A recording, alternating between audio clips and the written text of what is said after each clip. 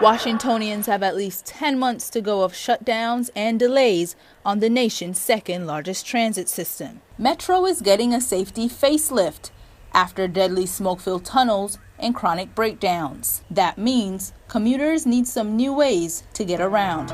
Here's that story.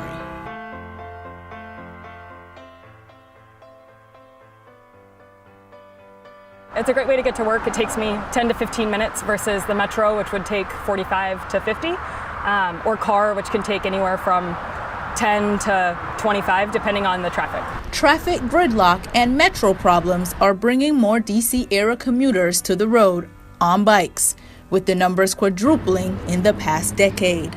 The city is adding a network of on-street bicycle lanes, expanding bike parking, bike sharing, and safety programs.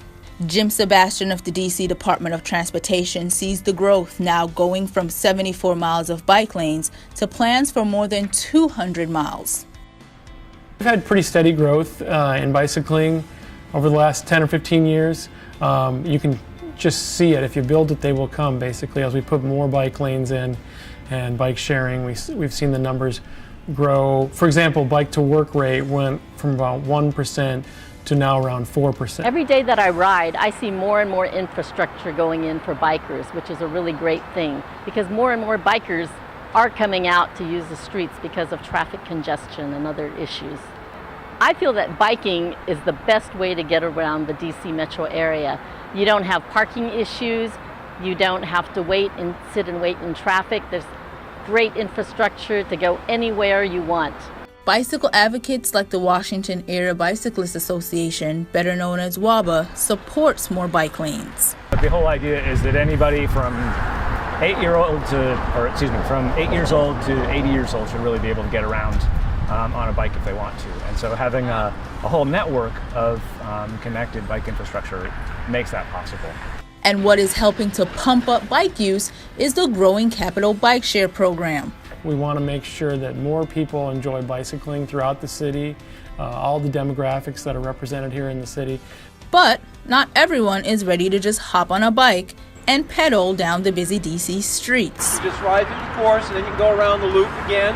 WABA offers safety classes that emphasize signaling, stopping, and gear shifting. I came today to the city cycling class. Definitely has given me more confidence. I know more safety mechanisms that I can use to communicate with the cars and with other bikers, with pedestrians, so definitely more confidence. A confidence WABA hopes to not only attract new riders, but help them to be safe once they're out biking.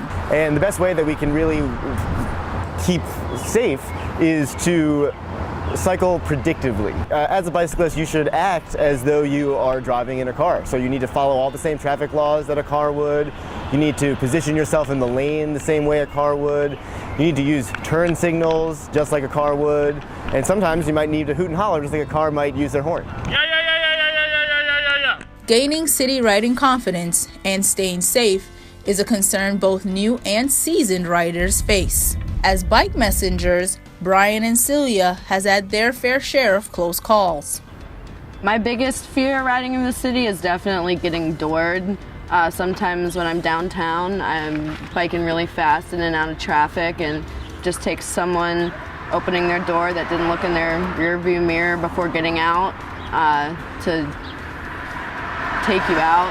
There's not really a safe place to ride on H Street where the trolleys are. The city recommends you use either street on the other side of it, which I believe have bike lanes. But if you're riding on that street, you really got to be careful, and when crossing them, you got to really get a sharp angle while crossing them, or your tire will slip in there. Actually got hit by a car a couple blocks down, and I was doing everything right. I was stopped at a red light, and this lady just came in and smashed right into me and knocked me over. Thankfully, I wasn't hurt. Although no transportation choice seems to be trouble-free, it's safe to say more commuters are shifting gears towards biking.